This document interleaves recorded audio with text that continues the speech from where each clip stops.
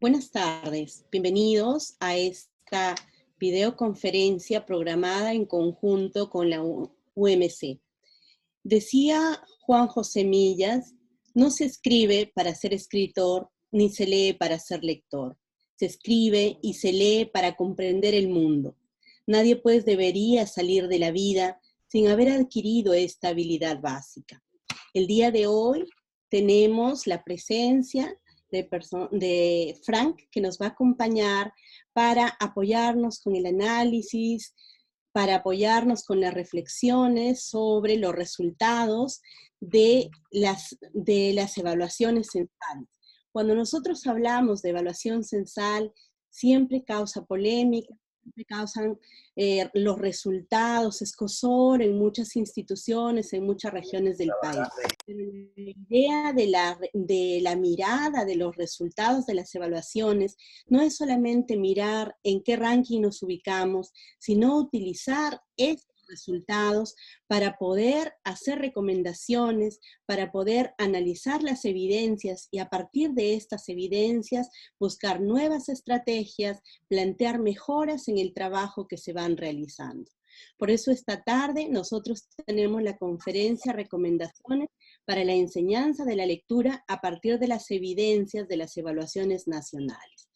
Nuevamente con nosotros, Fran Villegas Regalado. Él es magíster de cognición y aprendizaje y desarrollo de la Pontificia Universidad Nacional Católica del Perú. También es coordinador del equipo de comunicación en la Oficina de Medición de la Calidad de los Aprendizajes del Minedu. Dejo entonces, Fran, la plataforma de la Gerencia Regional de Educación La Libertad para que nos ayudes a analizar estas evidencias, para que nos brindas recomendaciones que estoy segura los maestros van a tener a bien utilizar en la mejora de los aprendizajes de sus estudiantes. Adelante, Fran.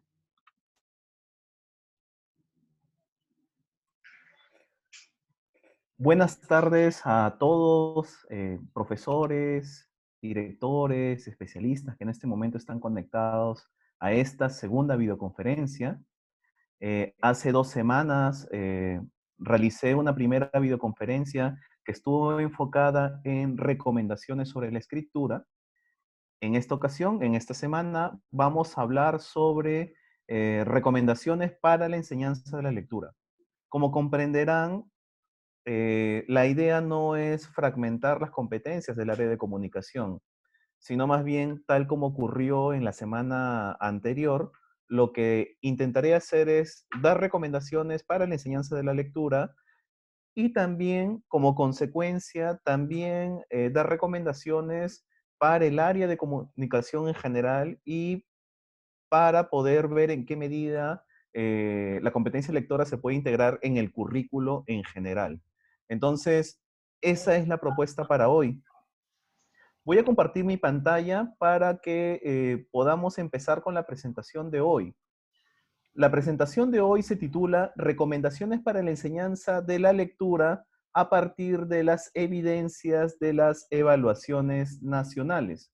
Entonces, quiero empezar esta presentación con la definición de competencia lectora que plantea el currículo nacional. El currículo nacional tiene una definición de competencia lectora que es importante que la conozcamos, porque posiblemente se va a relacionar con todo lo que podamos ver en la videoconferencia de hoy. Entonces leamos esta definición.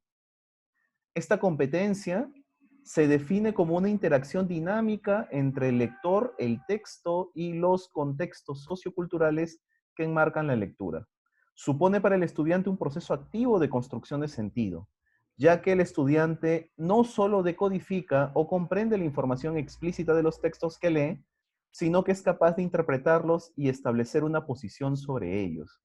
Aquí un punto importante que ha sido subrayado en la presentación es que el proceso de comprensión lectora es un proceso de interacción dinámica, es un proceso de interacción entre el estudiante, el texto y el contexto en el cual ocurre el proceso de lectura. El estudiante construye significados mediante la lectura y eso es importante tomarlo en cuenta. Además, esta primera parte de la definición, algo que plantea es que la lectura no solamente implica decodificación, de hecho, la decodificación es un componente importante de la competencia lectora, sin embargo, no es lo único, ¿no? Por un lado está la decodificación y por otro lado está la comprensión lectora. Y justamente lo que plantea el currículo es que los estudiantes deben, además de decodificar, comprender la información explícita que se plantea en el texto y así también debe ser, estar en la posibilidad de interpretar el texto, es decir, estar en la posibilidad de establecer inferencias y además establecer una posición sobre ellos. Esa última parte está haciendo referencia a la capacidad de reflexión. Es importante que los estudiantes puedan tomar distancia del texto que están leyendo y asumir una posición sobre el texto a partir de su saber previo.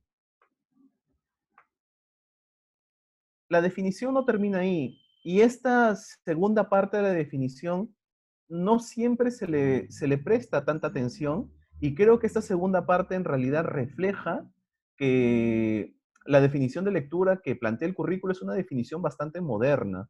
Veamos esta segunda parte que es muy importante. Cuando el estudiante pone en juego esta competencia, utiliza saberes de distinto tipo y recursos provenientes de su experiencia lectora y del mundo que lo rodea. Ello implica tomar conciencia de la diversidad de propósitos que tiene la lectura, del uso que se hace de esta en distintos ámbitos de la vida, del papel de la experiencia literaria en la formación de lectores y de las relaciones intertextuales que se establecen entre los textos leídos. Esto es crucial en un mundo donde las nuevas tecnologías y la multimodalidad han transformado los modos de leer. Hay dos aspectos que estoy resaltando de esta parte de la definición, y es que es importante y necesario que los estudiantes, en su paso por la escolaridad, puedan comprender que existen diversos propósitos para la lectura. Yo puedo leer con el propósito de entretenerme y conocer una buena historia de un libro o de una novela, pero también puedo leer para aprender, o también puedo leer con el propósito de obtener información eh, para ejercer mi ciudadanía. O puedo leer con propósitos académicos, con el propósito quizás de obtener información para luego escribir un texto. Entonces, los estudiantes deberían estar expuestos, según lo que plantea el currículo, a diversas experiencias que les permitan conocer estos diversos propósitos de la lectura. La segunda parte, a mí me parece, la segunda parte que he subrayado, es, desde mi punto de vista, una de las más interesantes que tiene el currículo. Y justamente algo que destaca es que los estudiantes también deben estar en la posibilidad de poder reconocer, identificar las relaciones intertextuales que se establecen entre los textos leídos. ¿Qué significa la intertextualidad? Significa que un estudiante pueda poder establecer conclusiones a partir de dos o más textos. ¿Recuerdan cuando hace 2 semanas conversábamos sobre el pensamiento crítico y sobre cómo la escritura contribuía al desarrollo del pensamiento crítico? Bueno, justamente cuando respondí a esta pregunta, algo que les decía era que la lectura tenía un rol importante, porque si, por ejemplo, una persona lee una noticia que es rara y sobre la cual se empieza a dudar su credibilidad, lo que puede hacer un lector para evidenciar su pensamiento crítico es leer 2, 3, quizás 4 textos, establecer conclusiones entre esos 3 o 4 textos y luego tomar una decisión y asumir una postura. Entonces, las relaciones intertextuales son fundamentales porque en general se esperaría que en la educación secundaria y en general las personas como ciudadanos estén en la posibilidad de eh, leer varios tipos de textos en simultáneo y llegar a conclusiones a partir de ellos. Sobre esto voy a desarrollar en breve. Entonces, pasemos a responder esta pregunta. ¿Qué evidencia se dispone sobre el desarrollo de la competencia lectora? Desde 1996, la UMC implementa evaluaciones de lectura. Entonces, desde hace ya 25 años aproximadamente, se dispone de información sobre cómo son los logros de aprendizaje de los estudiantes en lectura eh, en el Perú. Entonces, es importante que conozcamos las evidencias. La primera parte de esta presentación va a estar enfocada en conocer las evidencias que se disponen. Antes vamos a revisar algunos elementos que son importantes para poder realizar una interpretación adecuada de los resultados. Todo el contenido que se va a presentar hoy, ustedes lo pueden encontrar en los diversos informes que están dedicados y dirigidos a docentes en la página web que ustedes pueden ver en este momento en sus pantallas, umc.minedu.gov.p, informes para docentes en el tiempo. En esta página web, ustedes podrán encontrar diversos informes sobre lectura y escritura que la UMC ha publicado en los últimos años y justamente constituye un repositorio importante que puede ayudar a los maestros a tener insumos adicionales para reflexionar sobre la enseñanza de la lectura. Entonces, dicho esto, empecemos. Las evaluaciones que implementa la UMC tienen como principal referente el currículo nacional. Se evalúa aquello que se encuentra planteado en el currículo nacional. Entonces, eso es importante tomarlo en cuenta.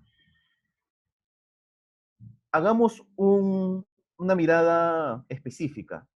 Hace un momento les mostraba el estándar de aprendizaje de la competencia lectora, ¿no? Están ahí todos los estándares de todos los ciclos de la educación básica. Veamos el estándar del ciclo 4, es decir, esta descripción que ustedes pueden ver en sus pantallas es la descripción de aquello que se espera que logren los estudiantes al término del cuarto grado de primaria, ¿no? Al término del cuarto grado de primaria, según el currículo nacional, según la política curricular, se espera que todos los estudiantes peruanos logren aquello que está descrito aquí. Entonces voy a leer aquello que se espera. Se espera que los estudiantes lean diversos tipos de texto que presentan estructura simple con algunos elementos complejos y con vocabulario variado. Además, se espera que los estudiantes obtengan información poco evidente, distinguiéndola de otras próximas y semejantes. Se espera que los estudiantes realicen inferencias locales, es decir, que realicen inferencias, deducciones sobre partes específicas del texto, por ejemplo, que deduzcan el significado de una palabra en el texto, a partir de información explícita e implícita. Además, se espera que interpreten el texto considerando información relevante para construir su sentido global. Es decir, así como se espera que los estudiantes realicen inferencias locales, se espera que los estudiantes realicen inferencias globales. Es decir, que puedan tomar en cuenta no una parte específica del texto, sino el texto en su conjunto para poder realizar una inferencia. Por ejemplo, cuando un estudiante infiere cuál es el tema o el propósito de un texto, está realizando una inferencia de tipo global. Se esperan entonces que los estudiantes, al término del cuarto ciclo de la EBR, logren este tipo de inferencias también. Para terminar, el currículo también plantea que se espera que los estudiantes, al término del cuarto ciclo, reflexionen sobre sucesos e ideas importantes del texto y que expliquen la intención de recursos textuales más comunes a partir de su conocimiento y experiencia. Es decir, se espera que los estudiantes puedan realizar reflexión sobre el contenido del texto y que puedan hacer reflexión sobre la forma del texto. Es importante tomar en cuenta esto. Ahora, el referente para evaluar es el currículo nacional. Entonces, a partir de este referente se construyen las pruebas de lectura. Los estudiantes responden, resuelven estas pruebas de lectura y según sus respuestas en las pruebas que resuelven, los estudiantes a los estudiantes se les asigna un nivel de logro. Por ejemplo, en cuarto grado de primaria, siguiendo en el mismo grado, un estudiante que quizá tiene un buen desempeño en la prueba, posiblemente se ubique en el nivel satisfactorio. Quizá que en el nivel previo al inicio. Entonces, los resultados de las evaluaciones nacionales se presentan mediante niveles de logro. Y estos niveles de logro se asignan según el desempeño que tienen los estudiantes en la prueba. Ahora, estos son los resultados de cuarto grado de primaria de los últimos 3 años. Podemos ver, por ejemplo, en la tabla que estoy compartiendo con ustedes en sus pantallas, que el 34.5% de los estudiantes a nivel nacional de cuarto grado de primaria logra el nivel satisfactorio. 35% logra el nivel en proceso, 25% se ubica en el nivel en inicio y casi 5% se ubica en el nivel previo al inicio. Entonces, estos son los resultados según niveles de logro. Ahora, lo dije hace 2 semanas y lo vuelvo a decir ahora. Es importante, es fundamental para realizar una interpretación adecuada de los resultados, es fundamental que vayamos más allá de las cifras y que podamos comprender exactamente qué significa cada nivel de logro. Entonces, para ello, debemos ir más allá de los porcentajes y profundizar sobre las descripciones de los niveles de logro, porque si no hacemos eso, es posible que podamos llegar a conclusiones equivocadas, conclusiones erróneas a partir de los resultados. Por ejemplo, veamos este titular que en este momento pueden ver en sus pantallas. Ese titular estuvo circulando justamente cuando se publicaron los resultados de la S 2018. Fíjense en este titular. Solo el 34,8% de los escolares que cursan el cuarto grado comprende lo que lee. Solo el 34,8% de los escolares que cursan el cuarto grado comprende lo que lee. Veamos la tabla anterior. Estos resultados son de la evaluación 2018. Ok. Este resultado está haciendo referencia a el porcentaje de estudiantes que logra el nivel satisfactorio, que logró el nivel satisfactorio en 2018. Aquí la gran pregunta es, ¿este titular refleja una interpretación adecuada de los resultados? La siguiente pregunta que a mí se me ocurre es, ¿en algún momento directores, profesores, especialistas han visto conclusiones similares a esta en algún momento? ¿O quizás ustedes en algún momento han interpretado los resultados de esta manera? Pues bien, analicemos este titular. Si analizamos este titular, podemos darnos cuenta que se está diciendo que solamente el 34,8% de los escolares comprende lo que lee. Por lo tanto, se puede llegar a la conclusión de que el otro 65% no comprende lo que lee. Es decir, solo el 34% de los estudiantes comprende lo que lee y el resto no comprende lo que lee. ¿Realmente es así? ¿Realmente los resultados de las evaluaciones nacionales son así de catastróficos? Porque si la realidad correspondiera a lo que el titular está diciendo en este momento, realmente los resultados serían catastróficos, ¿no? En realidad no es así. Por eso es que debemos tener cuidado con las interpretaciones erróneas. A veces se piensa que los estudiantes del nivel previo al inicio, del nivel en inicio, no saben leer, no comprenden lo que leen, y existen una serie de ideas en relación con estos niveles eh, de la evaluación censal de estudiantes. Entonces es importante tener mucho cuidado. ¿Cómo podemos mejorar al momento de realizar interpretaciones de los resultados? Lo dije la semana pasada, lo vuelvo a decir ahora, es importante conocer las descripciones de los niveles de logro que los mismos informes para docentes presentan. Estas descripciones de niveles de logro lo que indican es qué logran los estudiantes en cada nivel. Entonces, aquí estoy compartiendo las descripciones de nivel de logro de cuarto grado de primaria. Entonces, Si nosotros quisiésemos saber exactamente qué logran los estudiantes de el nivel en inicio, entonces tendríamos que ver esto. ¿Qué logran los estudiantes del nivel en inicio de cuarto grado de primaria? ¿No saben leer? ¿No comprenden lo que leen? Veamos. Los estudiantes del nivel en inicio identifican información explícita que se encuentra en un lugar notorio del texto, notorio. Logran deducir el significado de palabras, logran deducir relaciones lógicas, logran deducir sentimientos o estados de ánimo.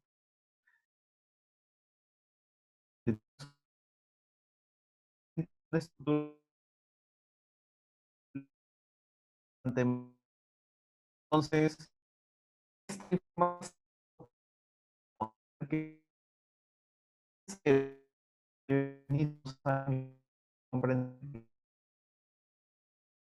que son expresiones erróneas de los resultados. Y es importante tener mucho cuidado.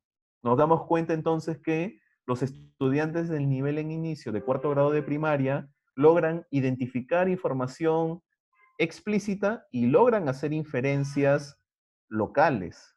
Lo logran. Logran dos capacidades de la competencia lectora.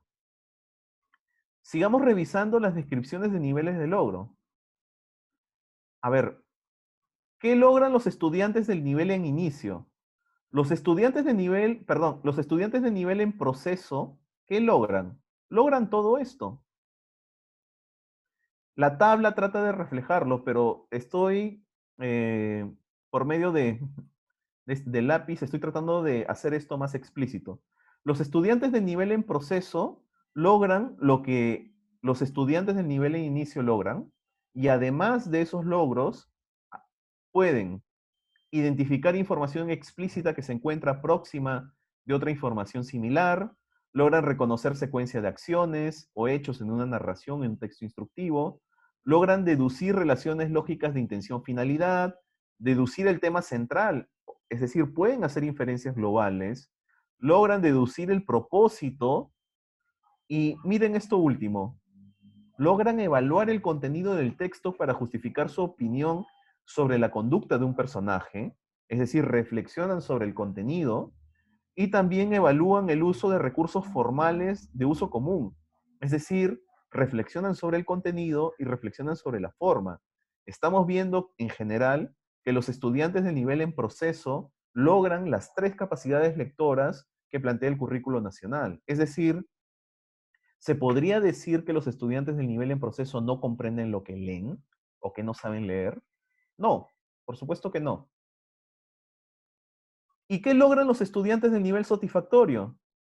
Los estudiantes del nivel satisfactorio logran lo anterior y adicionalmente estos cuatro desempeños que pueden leer en sus pantallas. Entonces, la primera recomendación que quisiera brindarles a todos ustedes, maestros, directores y especialistas, es que si ustedes quieren interpretar, analizar los resultados de las evaluaciones nacionales, y en particular de lectura, es fundamental, indispensable, diría yo, considerar las descripciones de niveles de logro. Si no se consideran las descripciones de niveles de logro, posiblemente o nos quedaríamos únicamente con las cifras o eh, quizás podríamos llegar a interpretaciones erróneas de los resultados. Entonces, importantísimo tomar esto en cuenta. Entonces, habiendo explicado los niveles de logro y aquello vinculado con las descripciones de niveles de logro, empecemos a conversar sobre las evidencias que se disponen en nuestro país sobre la competencia lectora. Creo que es bastante conocido que la evaluación de segundo grado de primaria, la evaluación censal de estudiantes de segundo grado de primaria, se aplicó por primera vez en 2007. Ya tenemos, fíjense cuántos años de evaluaciones de segundo grado de primaria. Tenemos más de 10 años de evaluaciones de segundo grado de primaria. Es decir, tenemos mucha información a lo largo de los últimos años.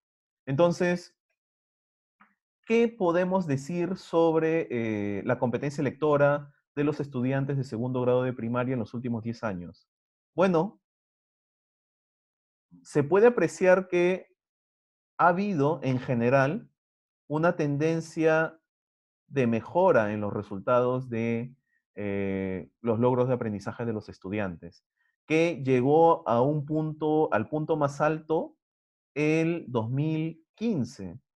El 2007 solamente el 16% de los estudiantes peruanos lograba aquello que el currículo planteaba en segundo grado de primaria.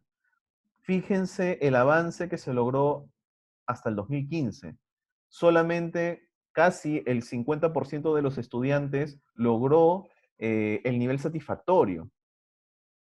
Posteriormente, este porcentaje, este nivel, este punto más alto que se logró el 2015 ha disminuido y finalmente ha disminuido hasta 37.6%. Pese a esta disminución, igual creo que podemos ver que a lo largo del tiempo ha habido un incremento. ¿A qué conclusión podemos llegar con estos resultados? ¿Podemos decir que la calidad educativa del país ha mejorado con estos resultados? En realidad, no, porque calidad educativa es un concepto bastante amplio que implica considerar o debería implicar considerar distintos aspectos de las características de nuestro sistema educativo. Y aquí tenemos solamente los resultados de una competencia, de un área curricular, de un grado específico. Entonces debemos ser también cuidadosos con la interpretación de estos resultados.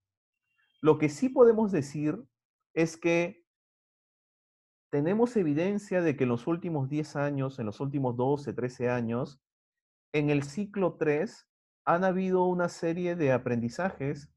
Las escuelas han logrado una serie de aprendizajes que han permitido que al término del segundo grado de primaria, los estudiantes terminen este ciclo en condiciones distintas, mejores que en el 2007. Es posible que en esos últimos 10, 12, 13 años haya habido un proceso de mejora que permitan y que permiten que esos resultados sean distintos. Posiblemente podemos llegar a esa conclusión. Ahora, esto ocurre en segundo grado de primaria. Esto que ocurre en segundo grado de primaria también lo podemos encontrar en los otros grados de la educación básica. Es decir, esta mejora en el tiempo también se puede apreciar en los otros grados que son evaluados en las evaluaciones nacionales. Veamos. Esta tabla que ven a continuación lo que muestra son los resultados en las evaluaciones nacionales en cuarto grado de primaria y lo que muestra son los resultados en relación con el porcentaje de estudiantes en el nivel satisfactorio. Hay menos mediciones, hay menos puntos en el tiempo porque la primera evaluación se implementó en 2016. ¿Qué tenemos? Que el 2016 se encontró que 31% de los estudiantes lograba el nivel satisfactorio. Este porcentaje ha mostrado un ligero incremento el 2018 y una pequeña disminución en el 2015. En términos generales, desde el 2016 al 2019, solamente ha habido un pequeño incremento en el porcentaje de estudiantes que logra el nivel satisfactorio en cuarto grado de primaria. Ok, ¿qué ocurre en otros grados? Veamos lo que ocurre en segundo de secundaria. En segundo de secundaria el panorama es distinto. Ya se cuenta con 4 puntos en el tiempo. El 2015, 14.7%, solo el 14.7% de los estudiantes logró el nivel satisfactorio. El 2015. El 2016 hubo una pequeña disminución, 2018 hubo un pequeño incremento respecto al 2015 y finalmente el 2019 se obtuvo un resultado bastante similar al del 2015. Incluso se evidencia una pequeña disminución. ¿Cómo interpretamos esto?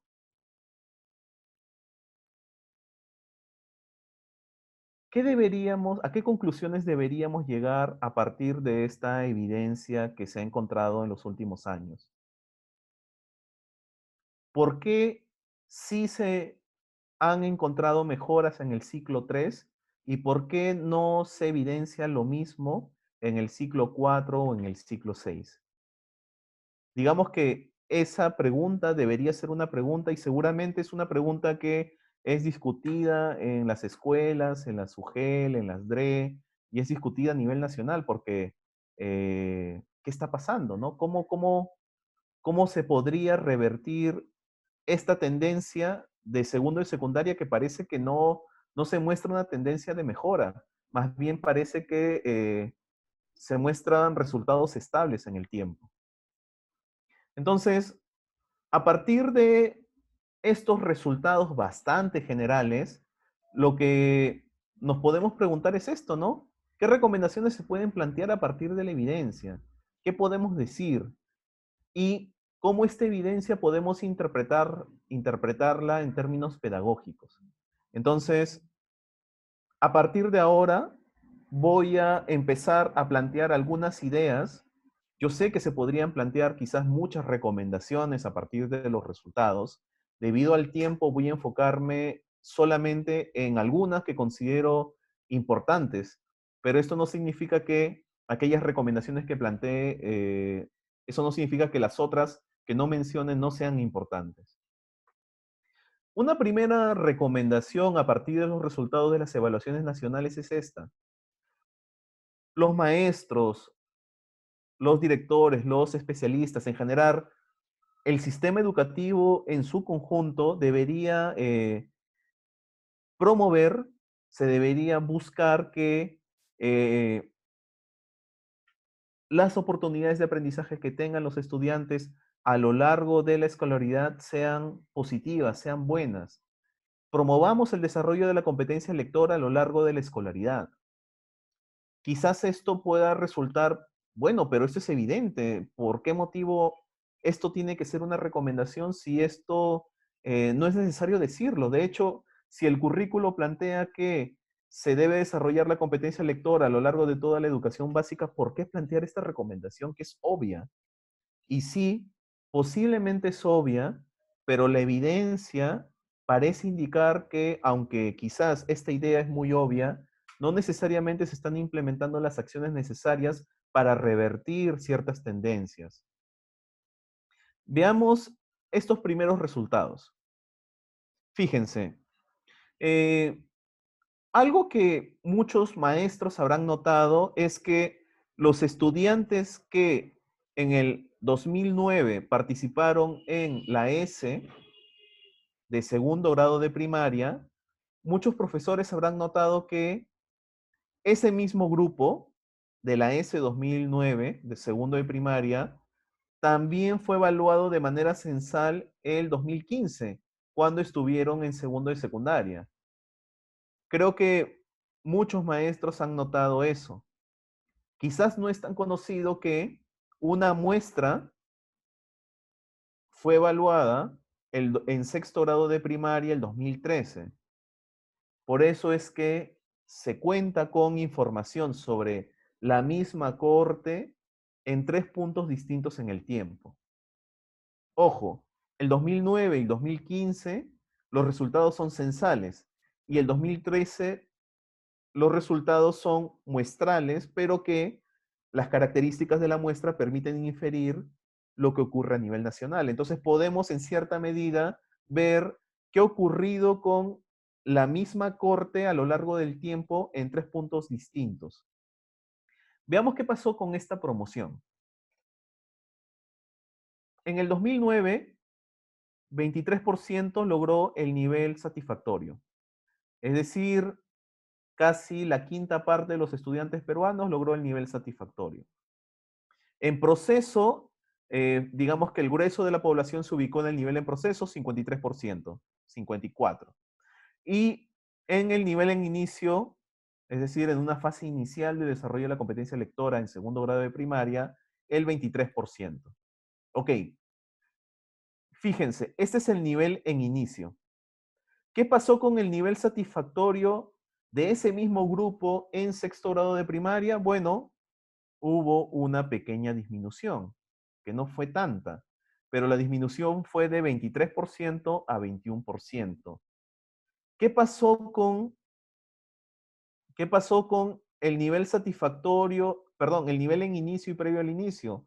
Bueno, como podrán darse cuenta, hubo un incremento del porcentaje de estudiantes que se ubicaron en los niveles más bajos. Ok, ¿y qué pasó el 2015? Bueno, el 2015, como podrán notar, hubo una disminución también. Es decir, ya no era el 21% el que lograba el nivel satisfactorio, sino más bien este porcentaje disminuyó a 14%. Y fíjense en lo que pasó con los estudiantes de los dos niveles más bajos. El 2013, este porcentaje fue aproximadamente 45% y el 2015, este porcentaje fue aproximadamente 62%. 62% aquí y aquí 45%. ¿A qué conclusión podríamos llegar? Podríamos llegar a la conclusión de que los resultados que se evidencian en segundo grado de primaria no necesariamente se sostienen en el tiempo. Lo que se aprecia es que el porcentaje de estudiantes que logra el nivel satisfactorio disminuye. Además, se encuentra evidencia de que el porcentaje de estudiantes que se encuentran en el nivel en inicio y previo al inicio aumenta a lo largo del tiempo. ¿Ese debería ser un motivo para preocuparnos? ¿Qué más podemos decir acerca de esta tendencia? Bueno, veamos, por ejemplo, esta información de esta tabla antes de establecer ciertas hipótesis, ¿no? Hipótesis pedagógicas que tengan una implicancia práctica. También los maestros saben que los estudiantes que participaron en la ESE 2016 de segundo grado de primaria, fíjense, los estudiantes que el 2016 participaron en la ESE de segundo grado de primaria, también participaron en la ESE de cuarto grado de primaria 2018. Es decir, se tienen dos puntos en el tiempo bastante cercanos. ¿Cómo interpretar la tabla que en este momento les estoy mostrando? Les pido que se enfoquen en este rectángulo verde, porque vamos a poner el foco ahí. Veamos, el grupo de estudiantes que logró el nivel satisfactorio en la S 2016 se encuentra aquí. Entonces, del grupo de estudiantes que logró el nivel satisfactorio en la S 2016 de segundo grado de primaria, de ese grupo, de los que logró el satisfactorio en esa ocasión, 2 años después, casi el 60% de ese grupo logró el nivel satisfactorio. De los estudiantes que logró el satisfactorio el 2016, 29% se ubicó en el nivel en proceso en el 2018. Fíjense qué ocurre. De los estudiantes que logró el satisfactorio en segundo grado de primaria, el porcentaje que se ubica en el nivel previo al inicio, en cuarto grado de primaria y en inicio, es bastante bajo, ¿verdad? ¿Pueden notar esta tendencia? Es decir, a los estudiantes que les fue bien en segundo grado de primaria, el 2016, básicamente se ubicaron en cuarto grado de primaria en los dos niveles más altos. Ok, muy bien. ¿Y qué pasó con los estudiantes que eh, en el 2016 se ubicaron en el nivel en inicio? ¿Qué pasó con esos estudiantes? Bueno, los estudiantes que en segundo grado de primaria se ubicaron en el nivel en inicio, casi la mitad de esos estudiantes se ubicó en el nivel previo al inicio en cuarto grado de primaria. Y casi, fíjense, 37% se ubicó en el nivel en inicio en cuarto grado de primaria. Es decir, aquellos estudiantes que tuvieron mayores dificultades en segundo grado de primaria también tuvieron mayores dificultades en cuarto grado de primaria.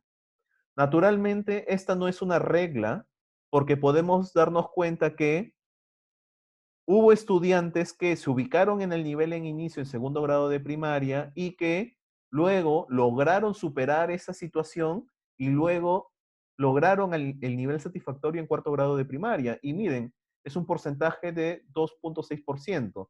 Es un porcentaje pequeño, pero hay un grupo de estudiantes que logra revertir esa situación.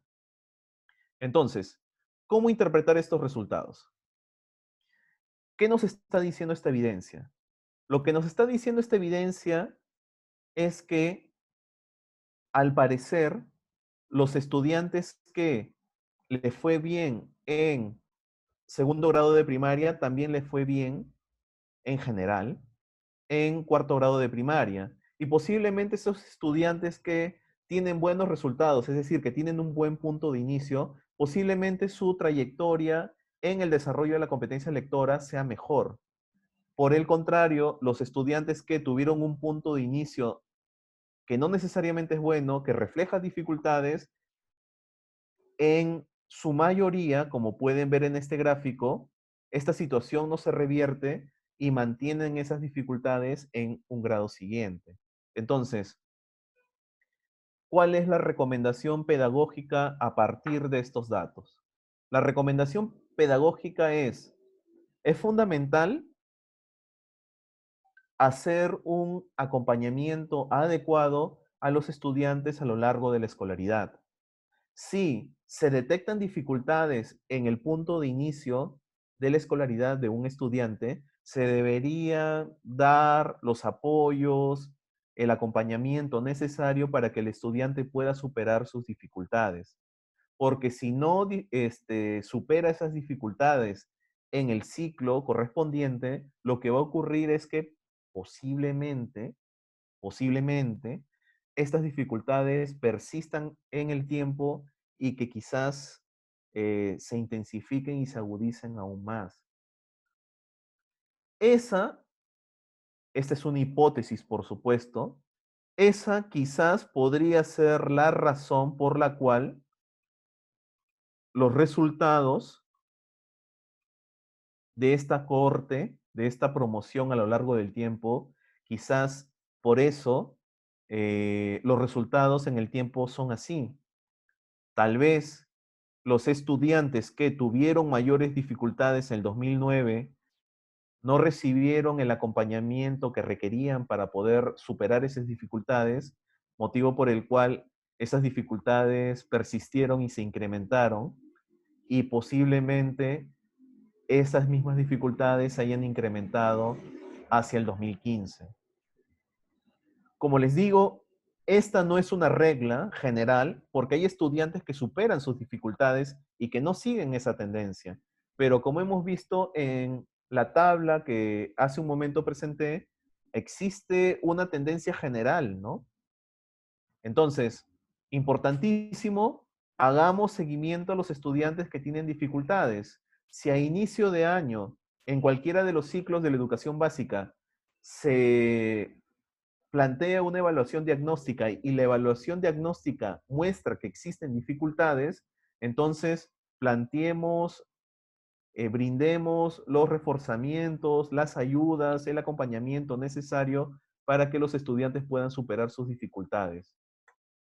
Porque de no ocurrir, las dificultades pueden persistir o se pueden intensificar a lo largo del tiempo. Segunda recomendación pedagógica a partir de los resultados. Una segunda recomendación pedagógica que se pueden brindar a partir de los resultados es que se debe promover la integración de las competencias comunicativas. Una de las preguntas que se planteó hace 2 semanas fue: ¿por qué motivo no se evalúa la expresión oral? ¿Acaso no es importante? ¿No es lo suficientemente importante para no incluirla?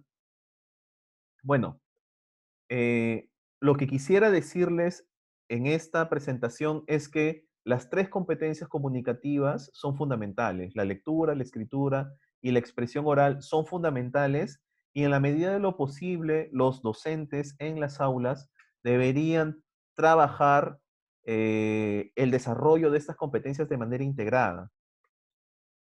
¿Qué evidencias quiero mostrarles en esta ocasión? Quiero mostrarles en esta ocasión resultados del año 2015.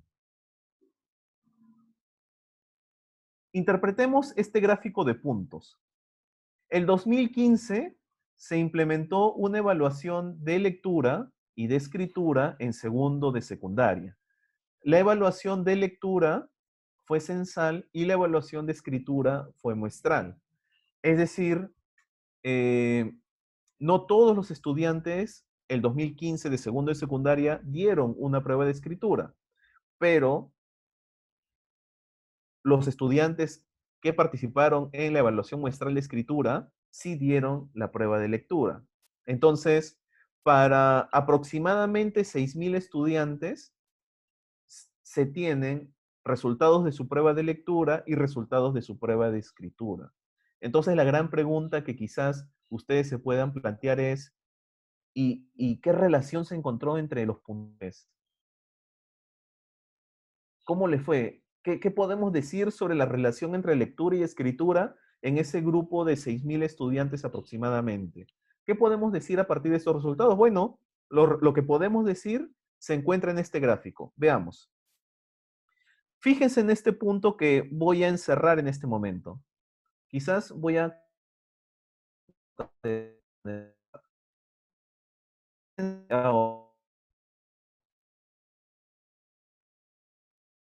Pongamos el foco en este estudiante.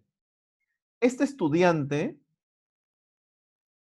que es representado por este punto, obtuvo aproximadamente 110 puntos en la prueba de escritura. Y fíjense cómo le fue en la prueba de lectura. Obtuvo casi 400 puntos. Miren, a este estudiante tuvo dificultades en la prueba de escritura y no le fue tan bien en la prueba de lectura. Su desempeño estuvo por debajo de la media, que es 500. Es decir, este punto representa a un estudiante que no le fue bien en escritura y tampoco le fue bien o tan bien en lectura. Fíjense este otro punto. Este otro punto refleja un estudiante cuyo puntaje en escritura el 2015 fue posiblemente 890. Y su puntaje en lectura fue aproximadamente 780, ¿no? La idea sería proyectar esto, ¿no? Entonces, ¿qué podemos decir sobre este otro estudiante que está aquí? Podemos decir que obtuvo buenos resultados en escritura y también obtuvo buenos resultados en lectura. Entonces, ¿qué nos dicen los resultados? Los resultados nos dicen que, en general, existe una tendencia de que a los estudiantes que les fue bien en lectura, también les fue bien en escritura. Y los estudiantes que no les fue bien en lectura, tampoco les fue bien en escritura. ¿Es una regla general que aplica para todos los casos? No, porque existen casos que rompen con esa tendencia. Veamos, por ejemplo, otro caso. Existen casos como, por ejemplo, este estudiante que pueden ver en este momento. Este estudiante tuvo, fíjense, casi 900 puntos en la prueba de lectura. Y en el caso de la prueba de escritura, digamos que su desempeño fue promedio. Entonces, es una tendencia, sin embargo, existen algunos casos que salen de esta tendencia. Pero en términos generales, podemos decir que a los estudiantes que les fue bien en lectura, también les fue bien en escritura, y los que tuvieron dificultades en escritura, también tuvieron dificultades en lectura. Entonces, eso es lo que los datos, la evidencia nos dice. ¿cómo podemos interpretar estos resultados de manera pedagógica? ¿Qué podemos hacer los maestros con esta información? Que puede ser muy interesante en términos estadísticos, pero que no necesariamente lo puede ser para la pedagogía. Entonces, yo creo que existen dos grandes conclusiones, recomendaciones pedagógicas que se pueden tomar en cuenta a partir de estos resultados. Y una primera conclusión pedagógica es que aquí podemos ver dos competencias que al parecer van de la mano.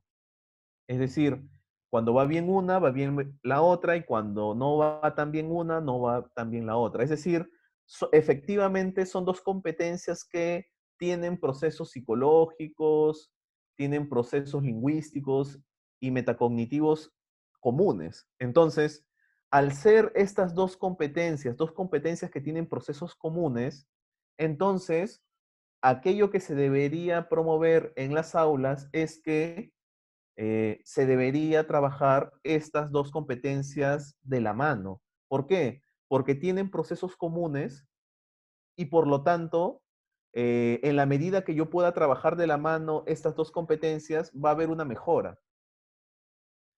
Entonces, primera recomendación pedagógica, trabajemos la lectura y la escritura de la mano, juntas, de manera integrada. La segunda conclusión pedagógica a la que podemos llegar es que, bueno, eh, esta asociación, la relación no es perfecta. Existen algunos casos que salen de esta regla.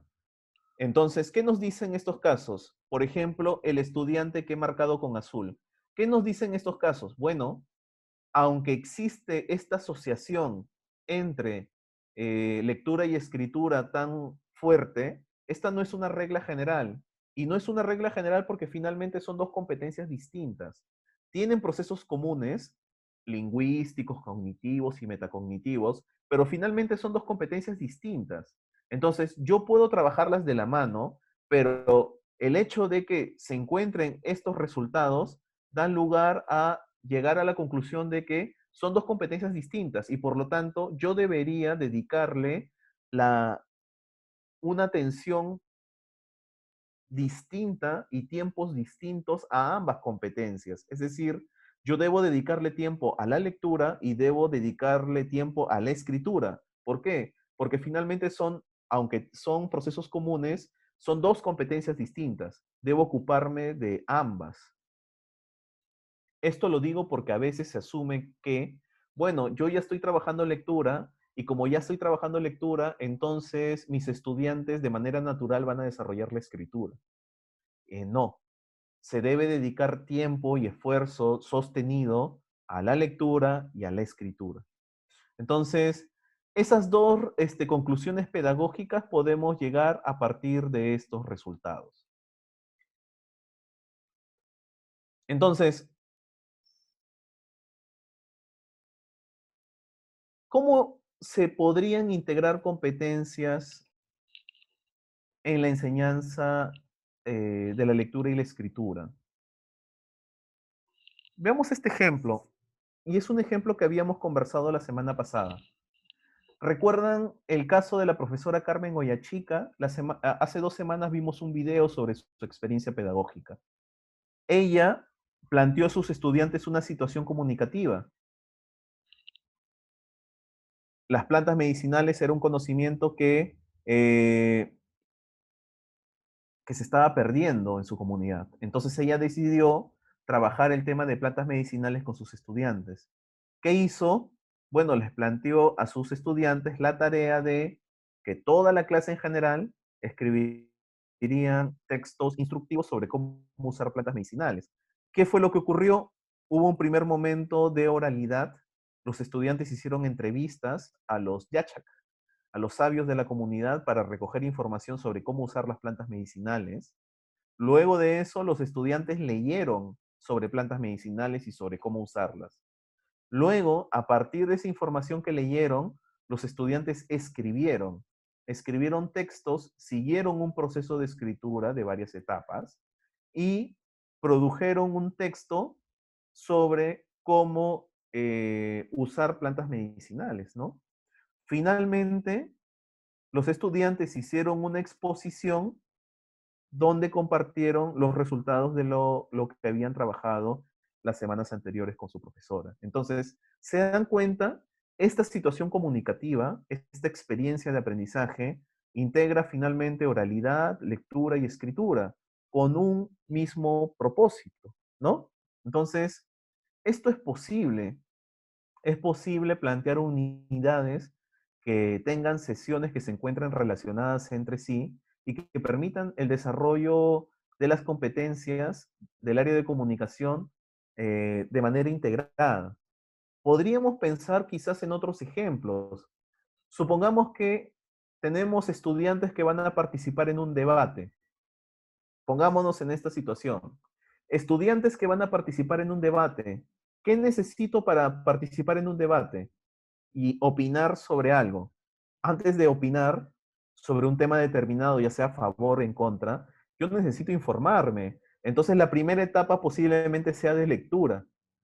La segunda etapa será la participación en el debate, lectura, oralidad. Y luego, como profesor, podría solicitar que los estudiantes finalmente escriban, luego de haber participado en el debate y haber leído, que escriban un texto en el cual planteen finalmente cuál es su opinión y con qué argumentos defienden su opinión. Entonces se dan cuenta, oralidad, perdón, lectura, oralidad y escritura. Es un orden distinto al que plantea Carmen Guayachica, pero que también puede ser uno, entre otros ejemplos, que permitan integrar las competencias del área de comunicación y trabajar las competencias del área de comunicación de manera integrada.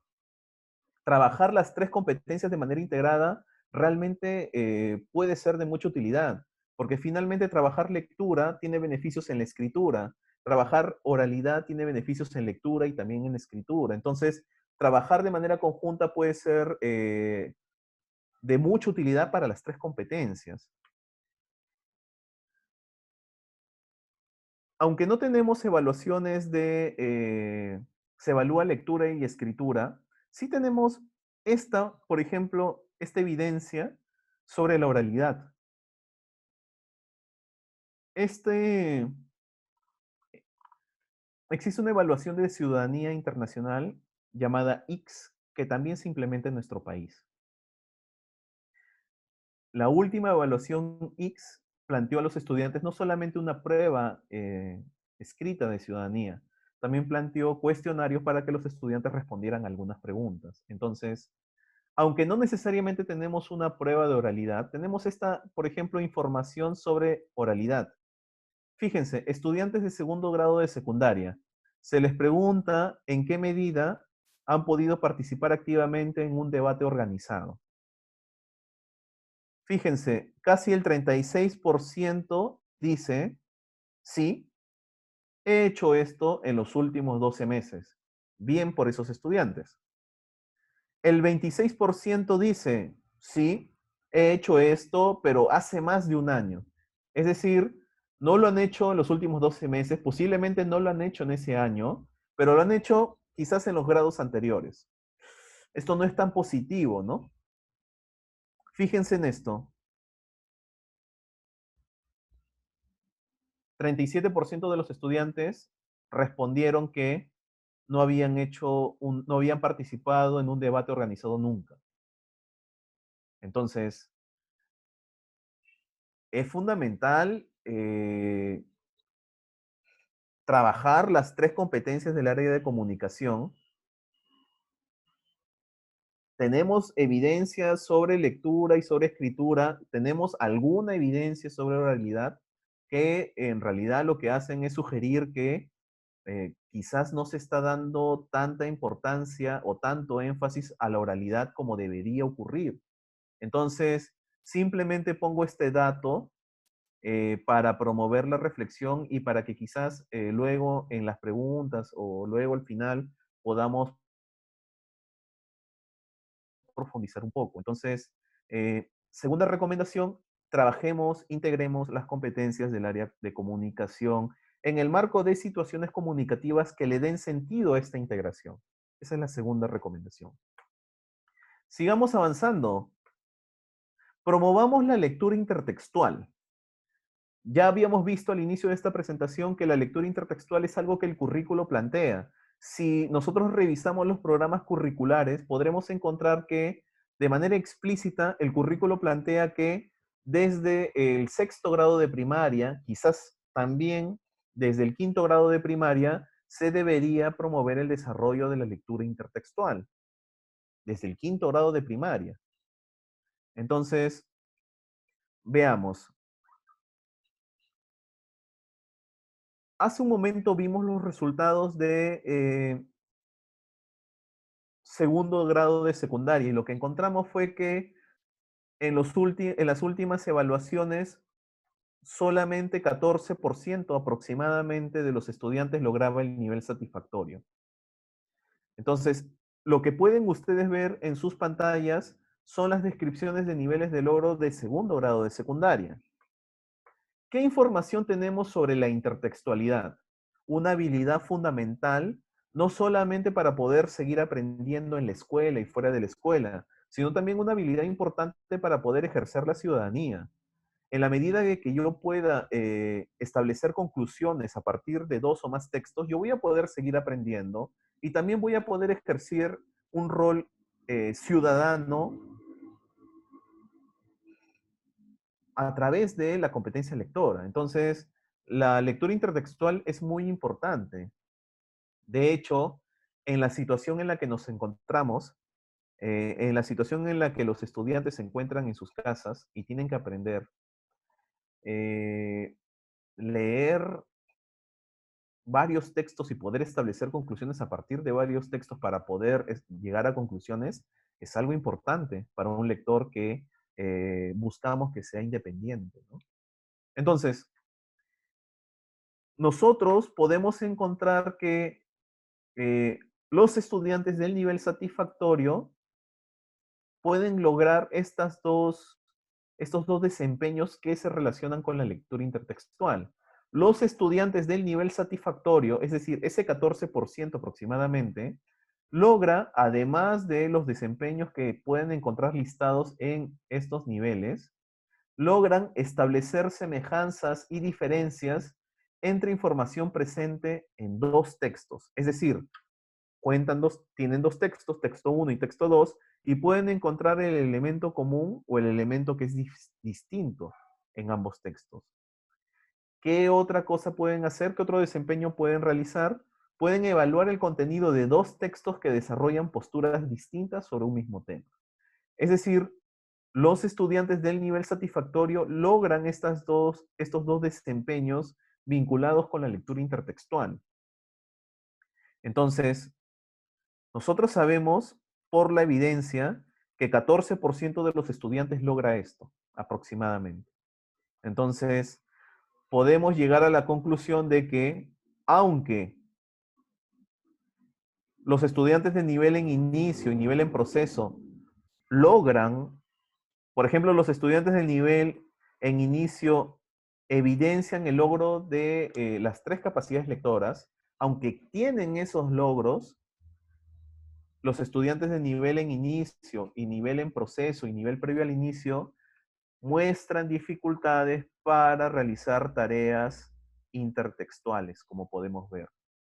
Entonces, podemos decir que la lectura intertextual es aún un tema pendiente, un tema sobre el cual los maestros tenemos mucho que hacer, en tanto podemos plantear situaciones que promuevan la lectura intertextual.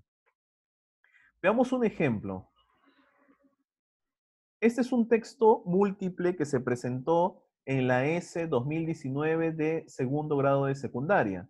Ustedes podrán notar que primero a los estudiantes se les presentó este texto 1 y luego se les presentó este texto 2. Demos un vistazo rápido a los textos. El primer texto que leyeron los estudiantes fue una noticia: líder peruana es ovacionada en la ONU, y lo que hace esta noticia es contar el caso de María Villanueva, quien dio un discurso en la ONU por los derechos de las personas con discapacidad. Ella compartió su experiencia en la ONU y lo que hace esta noticia es narrar ese hecho noticioso, ¿no? Noticia. Entonces, ese fue el texto 1 que leyeron los estudiantes en la prueba. El segundo texto que leyeron los estudiantes en la prueba fue el discurso que realizó María Villanueva en la ONU. Entonces, esto que está aquí es el discurso que dio María Villanueva en la ONU. Entonces, texto 1, noticia sobre el discurso, y texto 2, el discurso en sí mismo. Entonces, ¿qué preguntas se plantearon? Se plantearon varias preguntas, pero una de ellas fue esta. ¿Cuál de los siguientes aspectos se menciona en ambos textos? Es decir, para que el estudiante pueda responder adecuadamente esta pregunta, el estudiante lo que tendría que hacer es considerar texto 1, texto 2 y establecer qué punto, qué aspecto, qué contenido es común a ambos textos. Solamente el 43% de los estudiantes evaluados de segundo grado de secundaria, solamente el 43% logró responder adecuadamente esta pregunta. Es decir, tenemos un 57% de estudiantes que no logró responder esta pregunta intertextual. Digamos que este simplemente es un ejemplo sobre la necesidad que existe de trabajar este tema, no solamente en el ciclo sexto, porque las habilidades intertextuales no se desarrollan únicamente en este ciclo. Existe un trabajo previo que se tiene que hacer antes y que se tiene que sostener más adelante. Entonces, importantísimo, conclusión, trabajemos y promovamos la lectura intertextual. A manera de ejemplo sobre cómo se podría hacer esto, veamos este caso. A mí me gusta mucho este ejemplo que fue propuesto por la Casa de la Literatura Peruana este año. A los estudiantes, por ejemplo, se podría brindar este texto 1. Este texto 1 narra el encuentro de Cajamarca desde la perspectiva de Huamampoma de Ayala. Este texto 2 cuenta también el encuentro entre, este famoso encuentro en Cajamarca entre españoles y el Inca, pero desde la perspectiva del Inca Garcilaso de la Vega. ¿No se imaginan la unidad que se podría plantear alrededor de este tema? ¿O la actividad que se podría plantear alrededor de esos textos? Pensando en una sesión específica, por ejemplo, sería muy interesante que los maestros soliciten a los estudiantes y pregunten, ¿no? ¿Qué hechos o qué hechos son comunes a las dos narraciones? Esa podría ser una pregunta intertextual. Otra pregunta intertextual importante es, bueno, hay hechos comunes, ya vimos cuáles son. ¿En qué se diferencian los relatos de Huamampoma de el Inca Garcilaso de la Vega? Dos preguntas intertextuales importantísimas que podrían llevar al estudiante a continuar e iniciar un proceso de indagación que le permita hacer una interpretación histórica con mayor información. Entonces, este podría ser, pensando en términos de posibilidades, este podría ser quizás el punto de inicio de una unidad didáctica más grande que incluya varias sesiones y que integre el área de comunicación y quizás también el área de ciencias sociales, y en particular que promueva no solamente que haya integración de competencias en el área de comunicación, sino que también estas competencias, por ejemplo, se puedan integrar también con la competencia construye interpretaciones históricas del área de ciencias sociales. Entonces, a lo que quiero ir es que promovamos la lectura intertextual.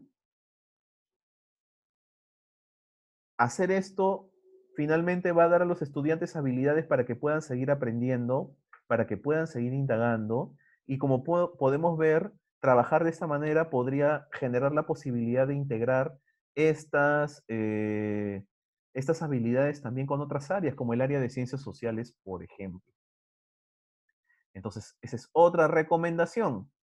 Y la última recomendación que voy a plantear en esta presentación es la siguiente. Promovamos la reflexión sobre los textos que se leen.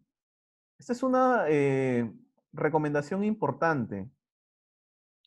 En general, veamos lo que pasa en segundo de secundaria. Estos son los resultados, estos son las descripciones de niveles de logro de segundo de secundaria que hace un momento revisamos. Ahora, ¿qué pasa con la capacidad de reflexión en los distintos niveles de logro? Bueno, los estudiantes de nivel en inicio, en las evaluaciones, hemos encontrado evidencia que los estudiantes de nivel en inicio también pueden reflexionar. Y, por ejemplo, el desempeño sobre el cual hemos encontrado evidencia es que vemos que los estudiantes logran aplicar las condiciones de un texto a situaciones cotidianas. Es decir, pueden usar la información de un texto para resolver una situación de la vida cotidiana.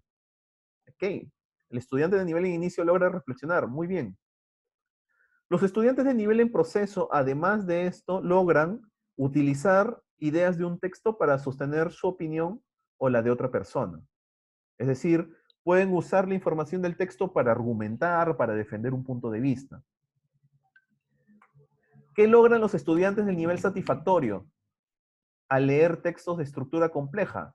Bueno, nos damos cuenta que aquí se encuentra el grueso de los desempeños de la capacidad de reflexión. Entonces, en general podemos decir que aunque los estudiantes del nivel en inicio y nivel en proceso muestran ciertos logros en la capacidad de reflexión, en general se evidencian que ellos tienen dificultades para lograr ciertos desempeños importantísimos de la capacidad de reflexión que solamente se logran o se evidencian en el nivel satisfactorio. Eso es lo que podemos decir sobre la capacidad de reflexión.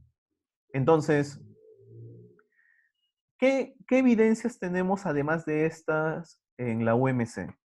Bueno, en 2015 se realizó un estudio y este estudio implicó brindar a maestros varias preguntas y una de las preguntas que se les planteó fue la siguiente, ¿no? Se les planteó un caso a los maestros, a un cierto grupo de maestros. La profesora Beatriz quiere evaluar la comprensión lectora de sus estudiantes de segundo grado de secundaria, para lo cual se les presentó este texto. Fíjense, se brindó este texto al profesor diciéndole que el caso es de la profesora Beatriz y se les pidió, para evaluar la comprensión lectora de sus estudiantes, la profesora Beatriz debe preparar algunas preguntas. Entonces, ¿qué ocurrió? Se les pidió a los profesores que participaron en este estudio que ayuden a Beatriz a formular dos preguntas de la capacidad de reflexión. Es decir, cada profesor que participó en este estudio elaboró dos preguntas que tenían como propósito evaluar la comprensión lectora. Entonces, nosotros en la UMC obtuvimos las respuestas y las analizamos para poder describir las características del proceso de formulación de preguntas que habían tenido los profesores que participaron en el estudio. ¿Qué encontramos? Encontramos lo siguiente. Encontramos que, y lo que voy a hacer es describir lo que encontramos. Esto no tiene como propósito estigmatizar ni mostrar una visión negativa de los profesores, ¿no? Eso me gustaría que quede claro antes de presentar esto. Lo que quiero presentar es lo que se encontró en este estudio, en este grupo específico de maestros que participaron en este estudio, ¿sí?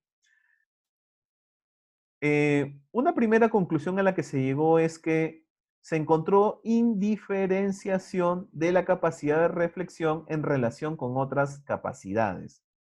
Del total de preguntas de reflexión que plantearon los maestros del estudio, el 18% del total no se corresponde con las características de una pregunta crítica.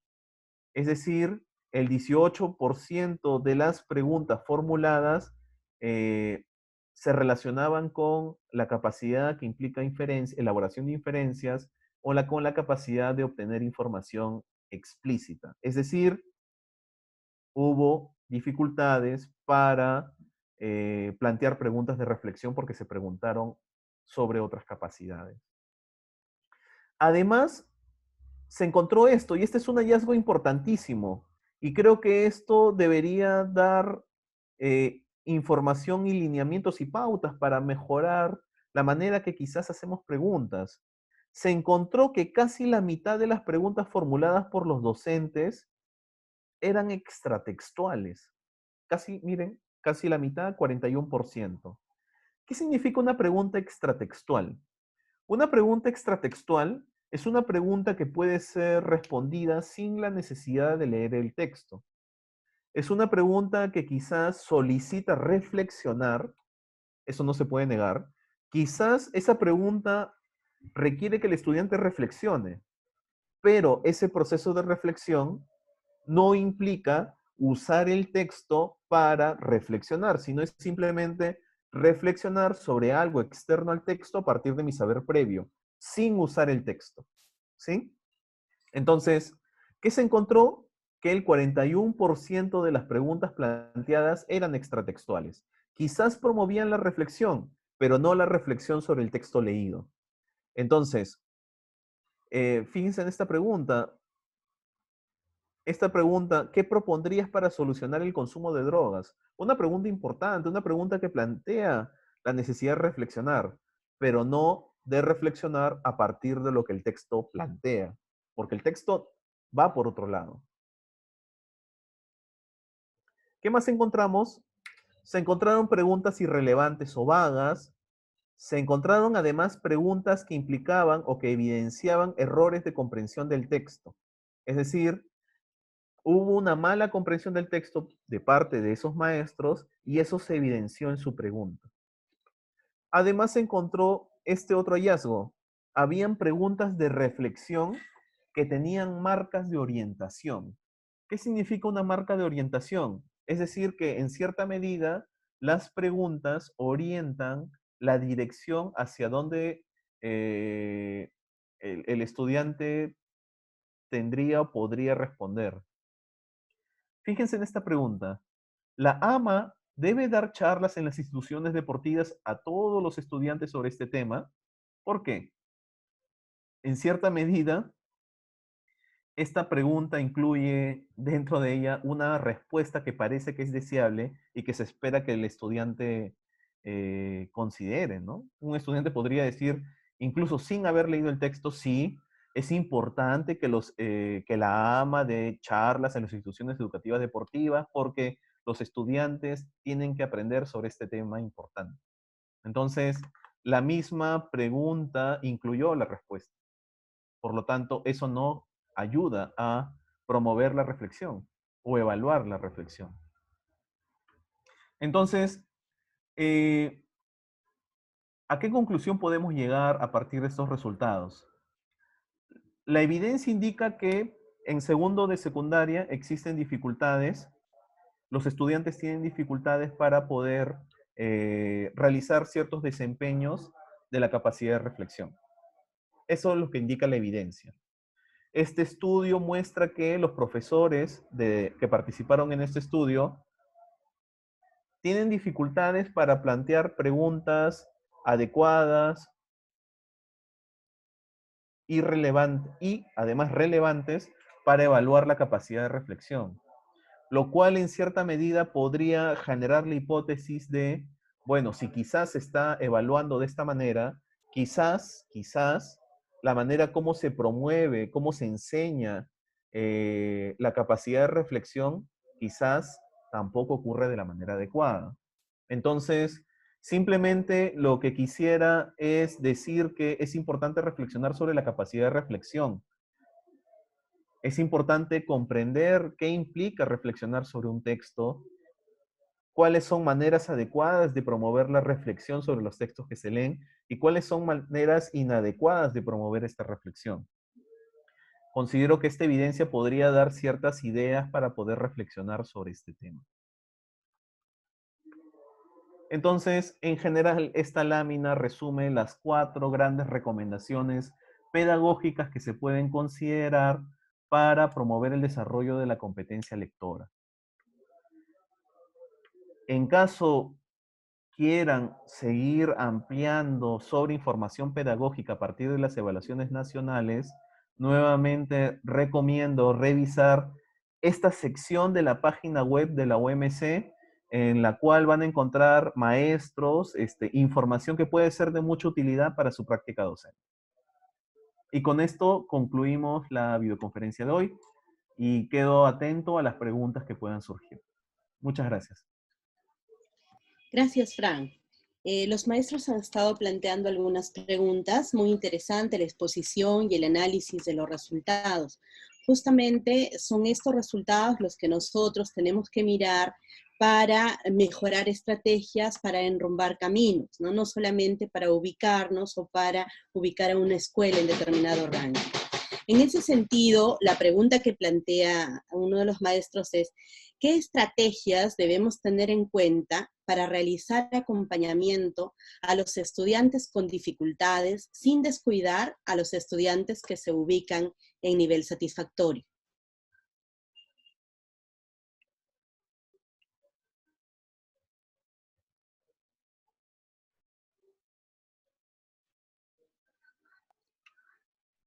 Lo que voy a hacer es, voy a dar ciertas recomendaciones que quizás eh,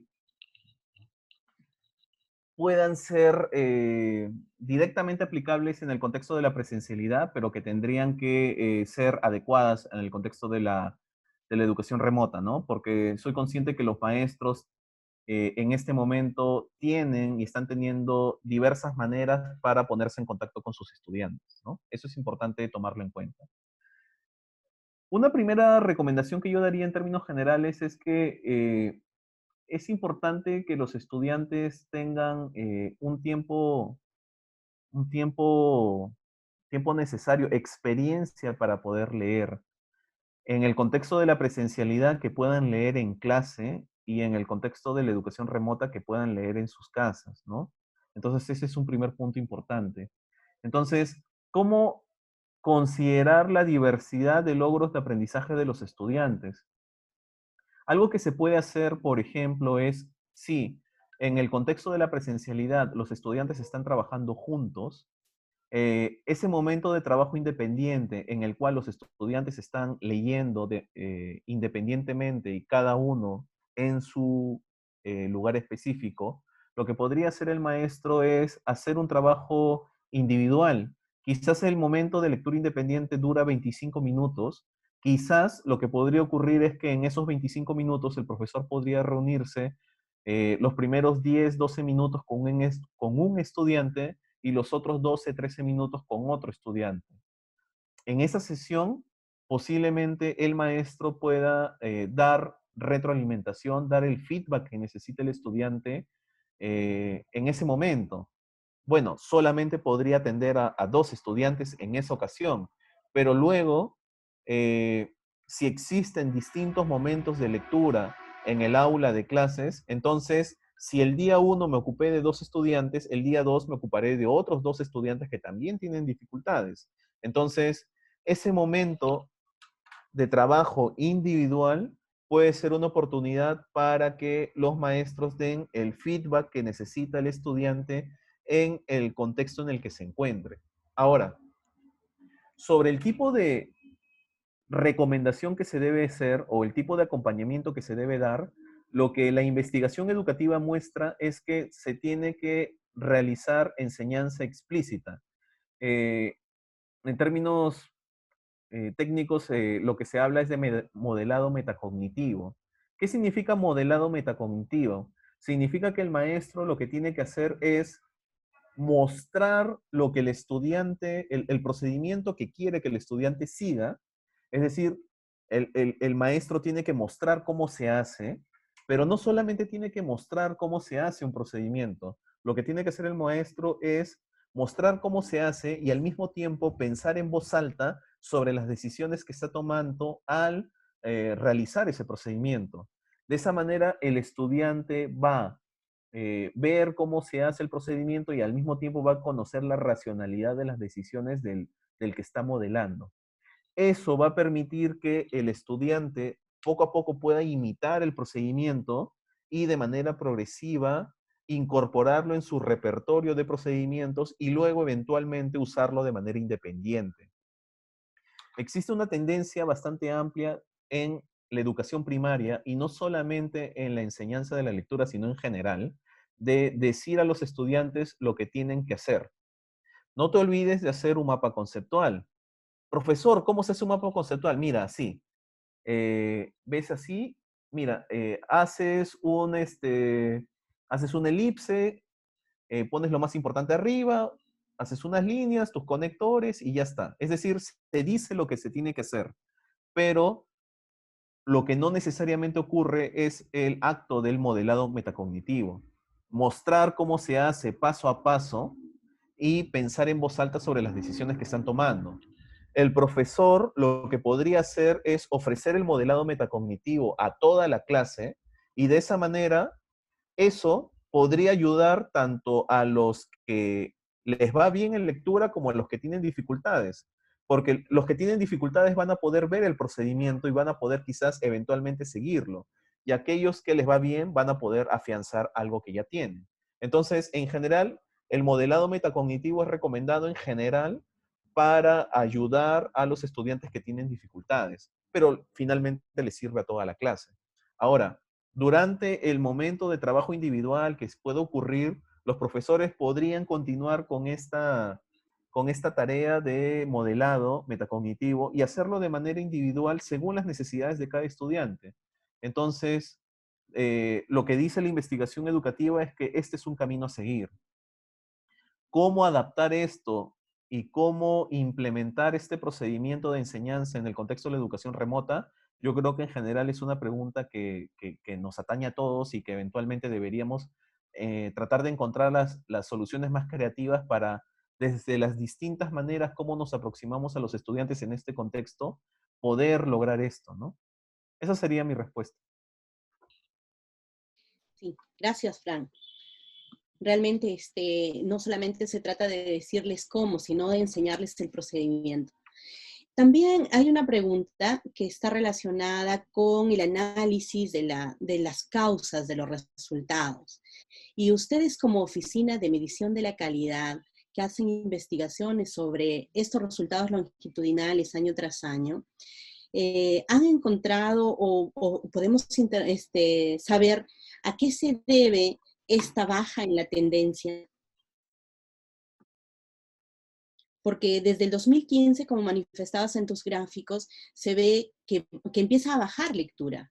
Antes del 2015 hay una subida, pero a partir del 2015 empieza a bajar. ¿Cómo podemos interpretar esa baja en la tendencia? ¿A qué se debe? ¿Cuáles son los factores que están relacionados con ellos?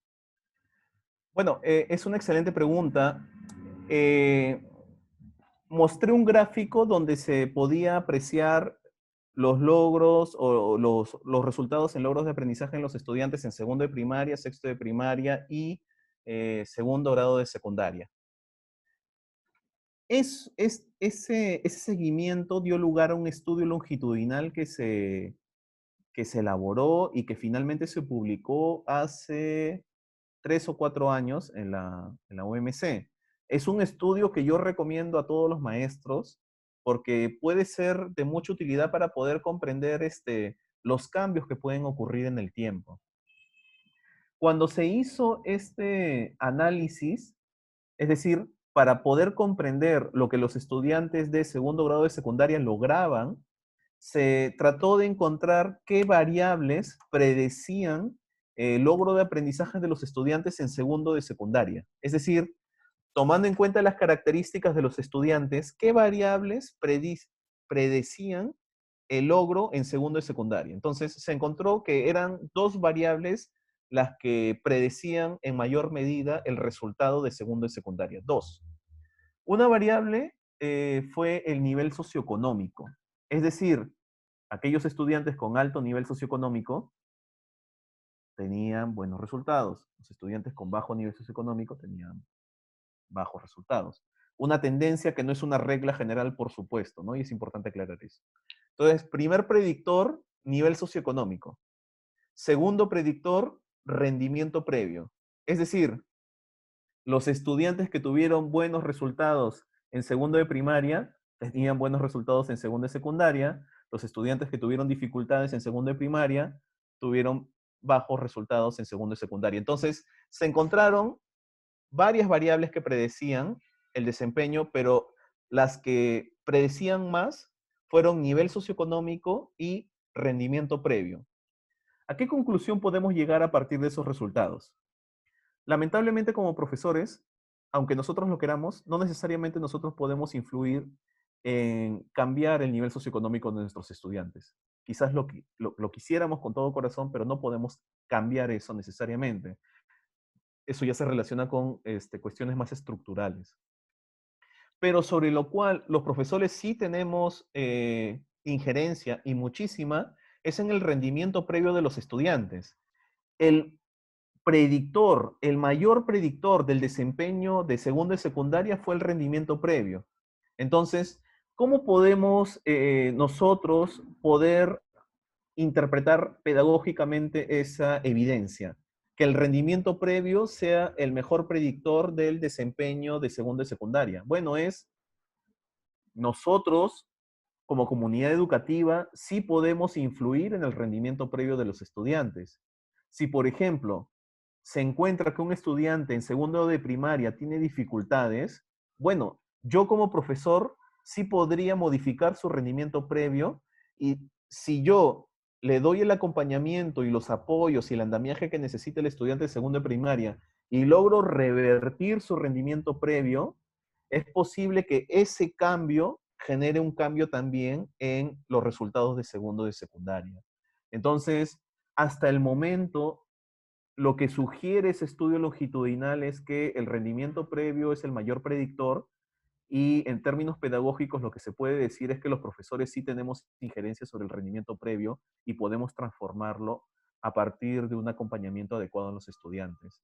En realidad, no debería ocurrir que si un estudiante tiene dificultades en segundo de primaria, no debería ocurrir que esas dificultades se agraven en cuarto, persistan en sexto y se agudicen en segundo y secundaria. No debería ocurrir eso y eso es algo que se puede transformar.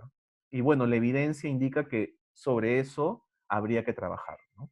Ujú. Sí, efectivamente. En ese sentido, Frank, y justamente de ese análisis longitudinal de los resultados, se puede interpretar que la atención y preocupación por las competencias lectoras es solamente en los grados evaluados por la ESE. ¿Qué debería hacerse entonces para cambiar ese accionar de las instituciones educativas?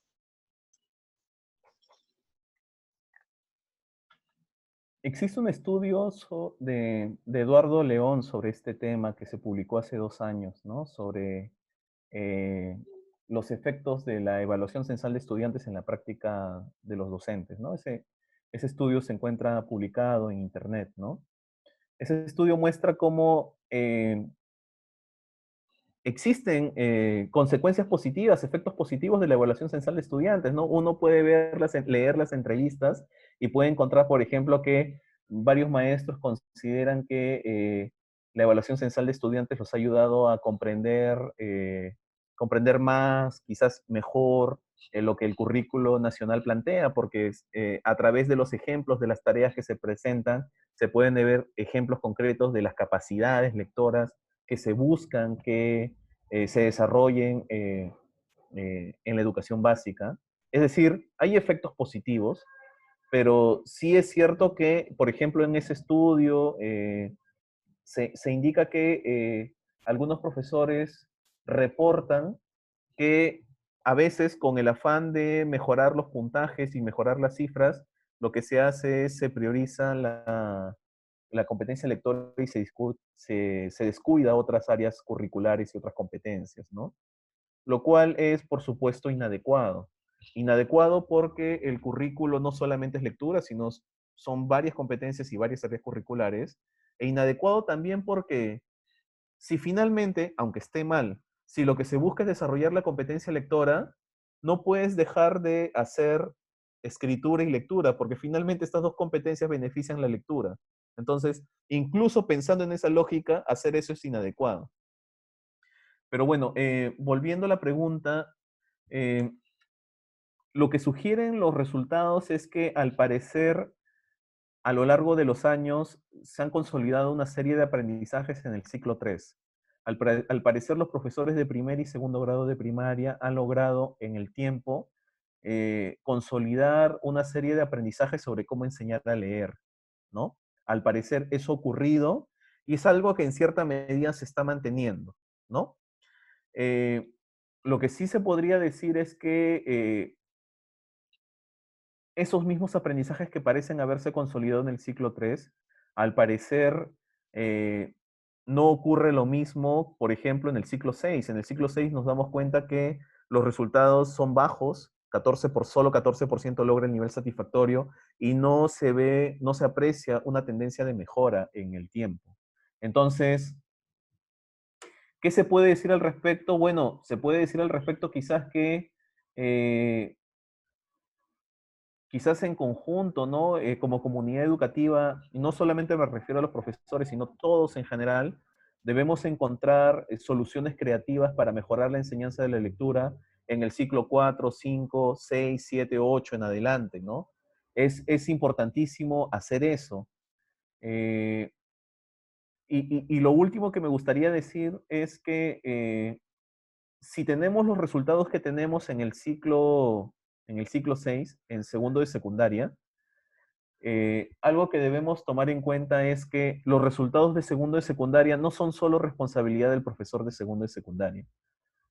Eh, Son responsabilidad de los profesores de primero, de sexto, de quinto, de cuarto, de tercero, y no solamente de todos estos profesores, son responsabilidad de todos los profesores, no solamente de los profesores del área de comunicación, es responsabilidad de toda la comunidad educativa, es responsabilidad de todos, ¿no?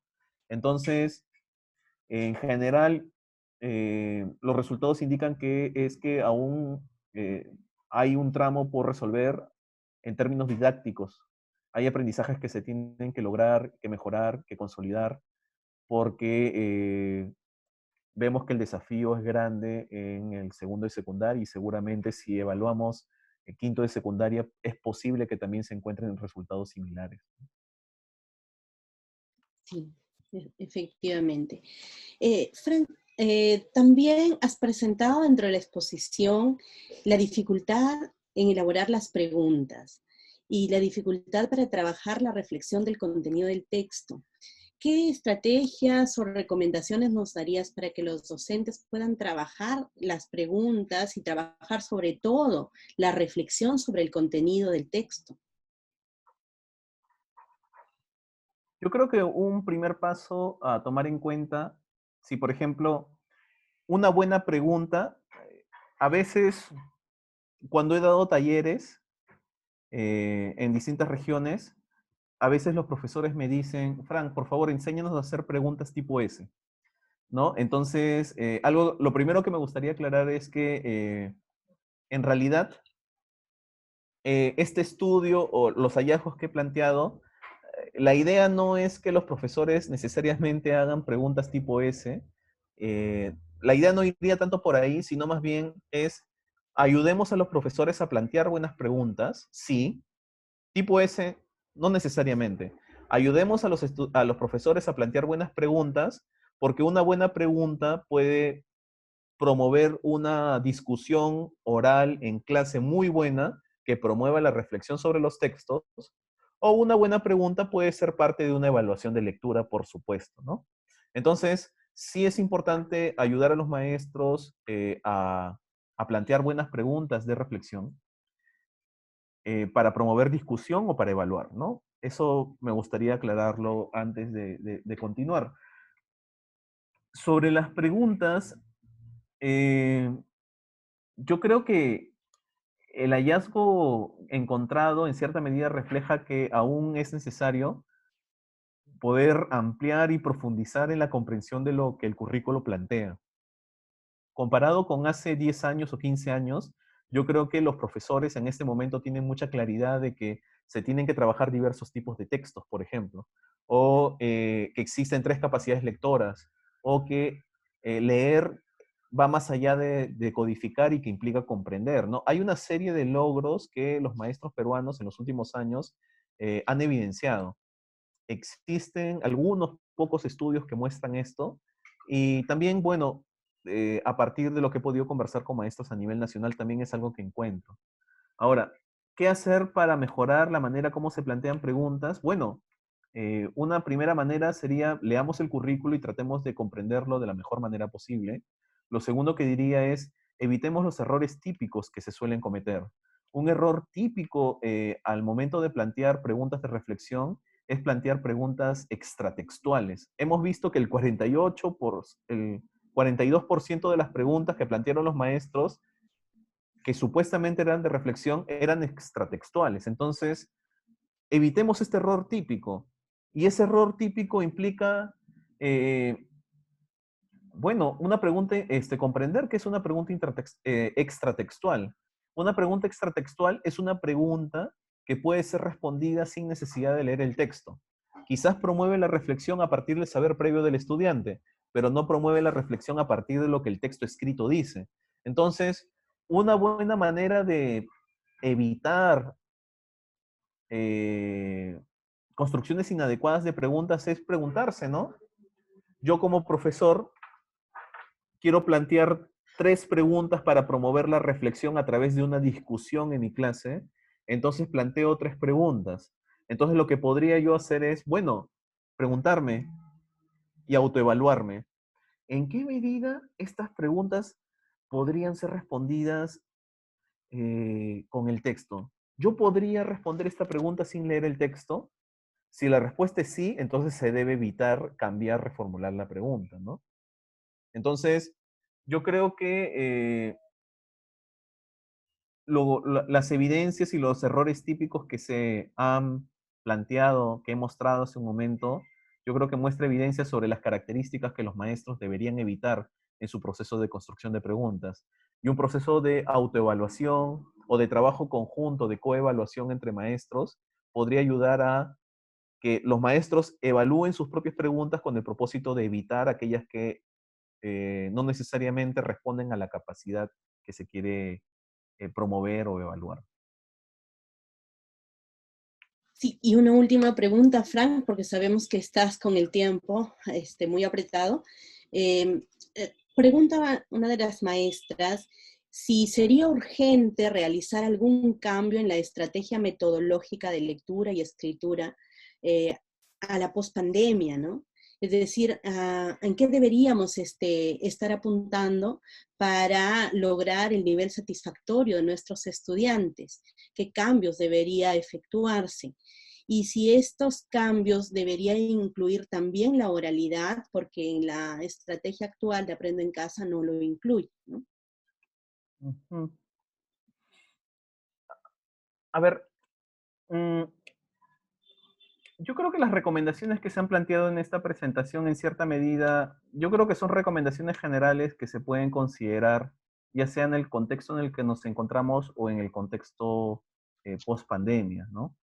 Eh, Creo que una lección que nos deja la investigación educativa en general y que también podemos encontrar en la evidencia de las evaluaciones nacionales es que debemos integrar las competencias del área de comunicación. A veces existe la tendencia de trabajar la competencia de lectura por un lado, escritura por otro lado y oralidad a veces, ¿no? Eh, Porque a veces también se asume que los chicos ya saben hablar, entonces no hay que trabajar la oralidad porque ellos ya hablan, entonces ya no es necesario enseñar eso, ¿no? Entonces, más bien, aquello que se debería buscar y tratar de lograr es que eh, promovamos que los estudiantes integren la lectura, la escritura y la oralidad en el contexto de situaciones comunicativas, en el contexto de unidades de aprendizaje que sean relevantes y significativas para los estudiantes, ¿no? Busquemos eso, porque como mostré en algunos ejemplos, el estudiante podría empezar con la oralidad, podría pasar con la lectura, luego ir a la escritura y regresar a la oralidad. O quizás podría empezar con la lectura, luego pasar a la oralidad y luego terminar en la escritura. Entonces, yo creo que es un desafío didáctico y también un desafío vinculado con la programación curricular, ¿no? Cómo diseñar unidades didácticas que reflejen articulación de competencias. No es sencillo. Es algo que puede generar dificultades en términos didácticos, pero creo que es una aspiración a algo que se debe apuntar, ¿no? Eh, Sí, esa sería mi respuesta, ¿no? Las tres competencias son fundamentales. Si trabajamos lectura, beneficia las otras dos competencias comunicativas. Si trabajamos oralidad, se benefician las otras dos competencias. En general, trabajemos las tres en simultáneo, ¿no?